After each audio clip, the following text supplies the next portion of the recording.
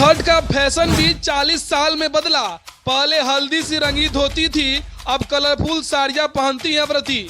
महापर्व छठ बिहार सहित देश दुनिया के कई हिस्सों में मनाई जाती है। बिहार म्यूजियम में उदयराज गणवीश की पेंटिंग की प्रदर्शनी लगाई गई है, जिसमें सूर्य के विभिन्न स्वरूपों को दिखाया गया है। पटना के जाने माने फोटोग्राफर शैलेंद्र कुमार ने पिछले 40 वर्षों में छठ की जो बेहतरीन फोटोग्राफी की है, उसमें से चुनिंदा फोटोज को प्रदर्शनी यहाँ लगी है। यहाँ आप सूर्य की आवाज भी सुन सकते हैं। सूर्यकाल नाम से लगी प्रदर्शनी में मेसोपोटामिया, अरब, सुमेर, मिस्र, अमेरिका, रोमन, गंधार, द्वारिका आदि सभ्यताओं में सूर्य को किस तरह दिखाया गया है, उसकी पेंटिंग बनाई गई है। उदयराज गणवीश ने अपने बाद की 40 वर्षों से छठ पर्व की फोटोग्राफी करने वाले कलाकार शैलेंद्र कुमार कहते हैं कि छठ की परंपरा शांति है। छठ ऐसा पर्व है जहां किसी तरह का तनाव नहीं दिखता। यह आत्मानुशासन का पर्व है।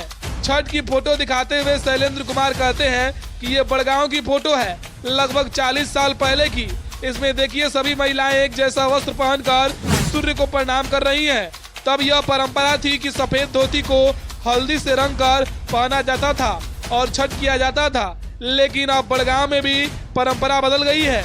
बगल की फोटो में देखिए छठ पर फैशन का प्रभाव आ गया है। अब कलरफुल साड़ियां और महंगे गहने पहनकर भी छठ किया जा रहा है। छठ व्रत करने वाले पहले कम थे, लेकिन अब काफी संख्या में लोग छठ करते हैं। वे इसकी वजह बताते हैं कि पहले ज्वाइंट फैमिली हुआ करती थी और घर की सबसे वरिष्ठ महिला जो होती थी वही छठ करती थी, लेकिन अब एकल परिवार ज्यादा हो गया है। 4 बेटे हैं तो कई घरों में चारों बेटों की पत्नियां छठ करती हैं। शैलेंद्र कहते हैं कि छठ कष्ट का पर्व है। 40 से 48 घंटे तक उपवास रखना पड़ता है। यह सभी के वश की बात नहीं है। पहले गांव में गिनी चुनी महिलाएं छठ करती थी। लोग उन्हीं को अपना सूप दे दिया करते थे।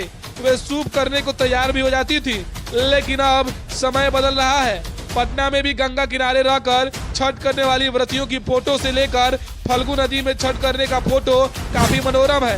वे कहते हैं कि फल्गु नदी में छठ की खासियत है कि पटना यहाँ नदी किनारे छठ होता है, लेकिन फल्गु में पानी के चारों तरफ मूव करने की आजादी रहती है।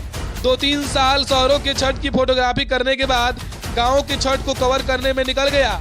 गाँव में छठ का दृश्य काफी अद्भुत होता है।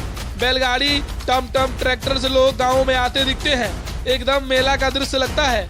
गाँव की छठ की बात ही कुछ और है।